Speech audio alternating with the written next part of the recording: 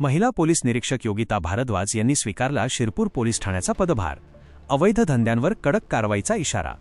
वाशिम जिल्हा पोलीस दलातील फेरबदलांतर्गत पोलीस अधीक्षक निकेश खाटमोडे पाटील यांच्या आदेशानुसार पोलीस निरीक्षक योगिता भारद्वाज यांनी 25 जून 2026 रोजी शिरपूर पोलीस ठाण्याचा पदभार स्वीकारला. शिरपूर पोलीस ठाण्याच्या इतिहासात प्रथमच महिला पोलीस निरीक्षकाची नियुक्ती झाली आहे.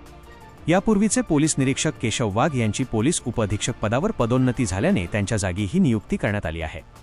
पदभार स्वीकारल्यानंतर योगिता भारद्वाज यांनी कायदा व सुव्यवस्था राखणे, गुन्हेगारीवर नियंत्रण आणि अवैध धंद्यांचे समूळ उच्चाटन करणे ही आपली प्राथमिकता असेल असे स्पष्ट केले. तसेच कायद्याचे उल्लंघन करणाऱ्यांवर कठोर कारवाईचा इशारा दिला. त्यांच्या नियुक्तीनंतर पत्रकारांनी त्यांची सदिच्छा भेट घेऊन स्वागत केले, ज्यावेळी त्यांनी नागरिकांना पोलिसांना सहकार्य करण्याचे आवाहन केले.